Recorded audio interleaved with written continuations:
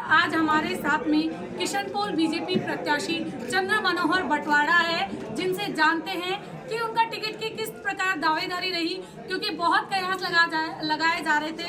जो किशनपुर सीट थी उसको होल्ड भी रखा गया था और लगातार सीटें बदलने की चर्चाएं जोरों पे थी, लेकिन अंत में टिकट चंद्र मनोहर बटवाड़ा को मिला। तो उनसे जानते हैं क्या कुछ रहा। चंद्र मनोहर जी, जो ये किशनपुर सीट है इसकी बहुत चर्चा रही, होल्ड पे भी रही और अंतिम सूची में लिस्ट जारी हुई, तो आपको क्या लगता है कि क्या कारण रहा कि आपको टिकट बीजेपी ने आपको चुना यहाँ से? भारतीय जनता पार्टी के सभी बंधुवर्ग एक समान विचार को लेकर के कार्य करते हैं। वो राष्ट्रीय विचार है। मेरा जीवन पिछले 50 साल से उन्होंने देखा, जो मेरे कार्यकलाप हैं, जो संस्थाओं में काम किए, उसकी रीति नीति और कार्यशैली के प्रभावित होकर के और पार्टी ने निर्णय किया वर्तमान परिस्थिति में मैं वहाँ के लिए ज़्यादा उचित कैंडिडेट रहूँगा, इसलिए वो चयन करेंगे। जी, चंद्र मनोहर जी की एक चीज़ जो किशनपुर विधानसभा के बारे में सुनने में आई है, जो बीजेपी खुद आरोप लगा रही है कि पलायन की स्थिति यहाँ पे है और अब निर्वाचन आयोग ने भी इस पे मोहर लगा दी है कि 5000 मतदाता कम हुए हैं। तो क्या लगता है कि पलायन की स्थिति है यहाँ पे?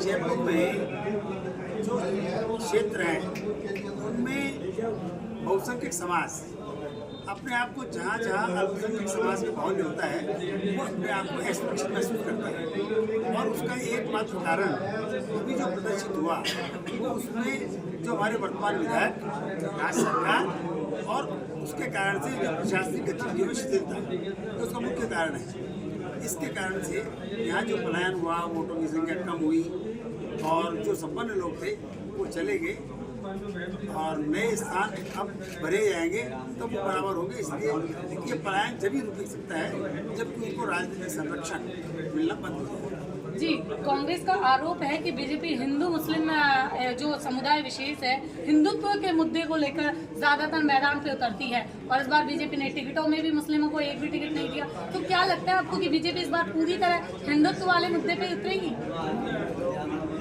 बीजेपी या और पार्टी, सभी पार्टियां जीतने वाले कैंडिडेट को टिकट देती हैं। जो स्थिति बनी हुई है उसके हिसाब से उनको लगता है कि हमारे पास मुस्लिम प्रत्याशी ऐसा नहीं है जो विधानसभा क्षेत्र से जीत सकता है, इसलिए उसको टिकट नहीं दिया है। जीतने की स्थिति बनेगी, ऐसा कार्यकर्ता डेवलप होगा तो पहले टिकट दिए हैं, फिर टिकट दे देंगे। जी, आपके सामने अमीन कागजी है, उनकी जो दूसरी शादी का मैटर जो सामने आया है, लोग उसको लव जिहाद से ऐड करके देख रहे हैं। जो मोनिका शर्मा से उन्होंने जो दिया है अपना हलफनामा, उसमें मोनिका शर्मा से दूसरी शादी होना बताया है। जो भी कयास लगाए जाते हैं वो आदमी की स्वयं के चरित्र और गतिविधियों को देख करके लगाए जाते हैं और उन्होंने मुस्लिम लोगों के खिलाफ जाकर के ये शादी की हुई है और वो भी अपने सेक्रेटरी से कर ली है। तो ये सीधा प्रकरण लव जिहाद से जुड़ता हुआ है, इसलिए जनता जो सोच रही है तो उसको भी गलत नहीं सोच रही है। जी, अंतिम सवाल चंद्र मनोहर जी, जैसा कि आपने यहाँ जनसंपर्क किया, तो किन समस्याएं जो आपको नजर आई किशनपुर में? क्योंकि अमीन कागजी का दावा है कि उन्होंने स्मार्ट सिटी के लिए 200 करोड़ रुपए और भी पैसे यहाँ पे उन्होंने 4 दीवारी में दिए हैं, जबकि हकीकत में बहुत सी चीजें पलायन या सड़कों की कंडीशन है। उसके बारे में आप क्या कहना चाहेंगे? स्मार्ट सिटी का काम की योजना केंद्र सरकार की योजना है, इसलिए राज्य सरकार ने कोई पैसा दिया ऐसा कोई आधार उनके पास नहीं है। लेकिन जनता जो हमारी है उसको ये पता नहीं होता कि पैसा कहाँ से आया है, कैसे लगा है, इसलिए वो अपनी बात कहते हैं, वो असत्य है, जनता को गुमराह करते हैं। इस प्रकार से अनेक प्रकार की घोषणाएं राज्य सरकार अभी चुनाव समय में कर रही है। 5 साल तक उन्होंने कोई काम नहीं किए और इतनी सारी घोषणाएं करके जनता को गुमराह करना चाहती है। ये मानती है कि जनता लोग लालच में फंस करके उनको मतदान कर देगी पक्ष में, जो उनका भ्रम है। और जितना उन्होंने काम अभी साफ दिखाई दिया कि भाई 2 घंटे के अंदर 50 लाख रुपए आपसी झगड़े के कारण, एक ही समुदाय के आपसी झगड़े के कारण हिंदू और मुस्लिम झगड़ा बताकर दे दिए। और वास्तविकता ये थी वो झगड़ा व्यक्तिगत उनके समुदायों में ही था। दूसरी तरफ स्पष्ट रूप से साफ हत्या थी उदयपुर के कांड की, और उस हत्या को साफ होने के बाद भी जिस व्यक्ति को पैसा देना चाहिए था, वो भी 2 साल बाद वो दिए गए। इसलिए ये स्पष्ट जनता को लगता कर्म से कि ये वास्तव में स्वयं सरकार ही वो अल्पसंख्यकों के लिए पक्षवादी सरकार है और हिंदू समाज को ये सोचना पड़ गया कि वास्तव में ये सरकार हमारे लिए हितकारी है या हमारे लिए नुकसान नहीं है। क्या क्या बीजेपी इस बार सरकार बना रही है? निश्चित रूप से बीजेपी सरकार बनेगी 150 सीटों के साथ। 150 सीटों के साथ में। वहीं दूसरी तरफ जो कांग्रेस के प्रत्याशी हैं वो भी 150 सीटों पे दावा कर रहे हैं और बोल रहे हैं कि बीजेपी 60 से 70 में सिमट जाएगी। 150 सीटों का दावा करने 60-70 सीट आज बीजेपी की आ जाएगी तो सीटें ही 200 है तो कैसे हो जाएगी? 60 से 70 सीटों की कह रहे हैं कि बीजेपी 60 से 70 सीटें ही ला पाएगी।